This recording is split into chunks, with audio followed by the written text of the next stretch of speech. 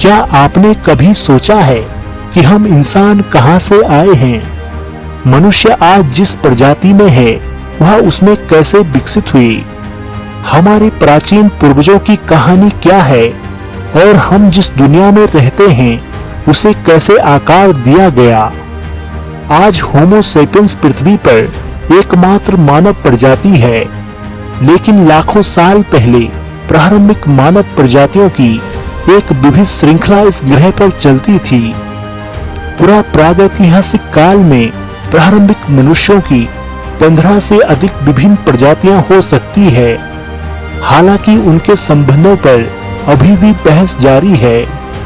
यह स्पष्ट है कि सभी मानव पूर्वजों ने अफ्रीकी महाद्वीप पर अपने पहले कदम रखे थे।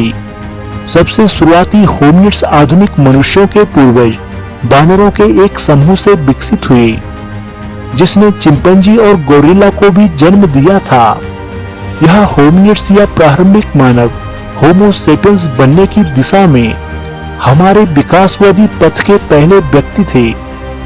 प्रथम होमिनिड्स लगभग 8 से 6 मिलियन वर्ष पहले आधुनिक मनुष्यों की ओर यात्रा मनुष्यों और चिंपैंजी के बीच साझा अंतिम सामान्य पूर्वज से शुरू हुई है। इस अवधि में सैहेलैंथ्रोपस चैडेंसिस का उदय हुआ था।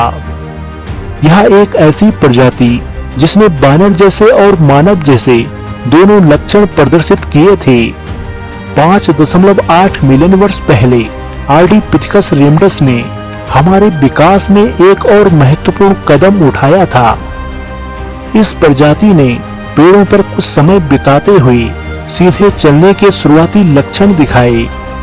यह मानव बनने की राह पर एक महत्वपूर्ण मील का पत्थर साबित हुआ। फिर लगभग 4.4 मिलियन साल पहले ऑस्ट्रोपिथेकस एनामेसिस दिखाई दिए। उसके बाद ऑस्ट्रोपिथेकस अफ्रेंसिस। शायद 1974 में मिले लूसी नामक एक आंशिक कंकाल की खोज के कारण सबसे प्रसिद्ध प्रारंभिक मानव प्रजाति लूसी की थी।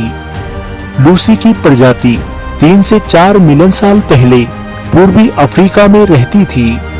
हालांकि उनकी विशेषताएं अभी भी काफी हद तक बानर जैसी थी, जैसे कि एक झुका हुआ माथा और छोटा मस्तिष्क।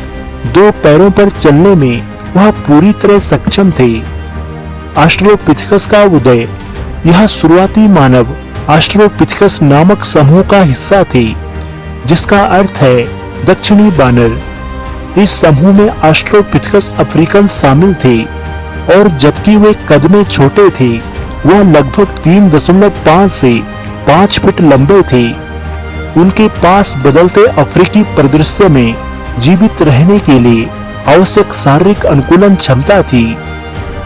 उनके लचीले अंगूठे और छोटे कैनाइन दांतों से पता चलता है कि वे अपने पर्यावरण के साथ बातचीत करने के नए तरीके भी विकसित कर रहे थे।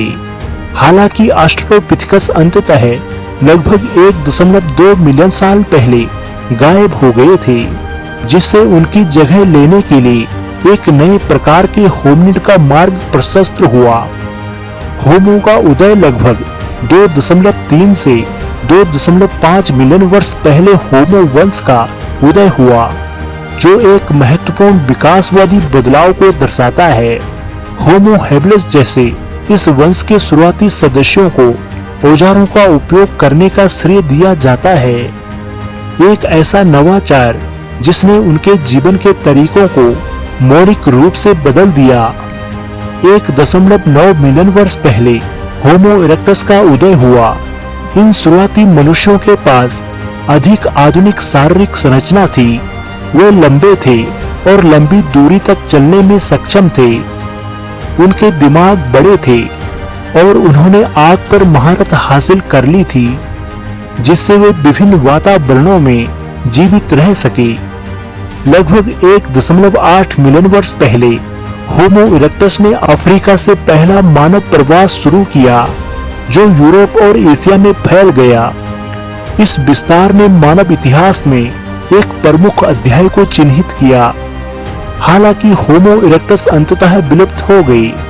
वे आधुनिक मनुष्यों के प्रत्यक्ष पूर्वज नहीं थे। इसके बजाय यह होमो सेपियंस का आगमन था, जिसने मानव विकास में अंतिम चरण को चिन्हित किया।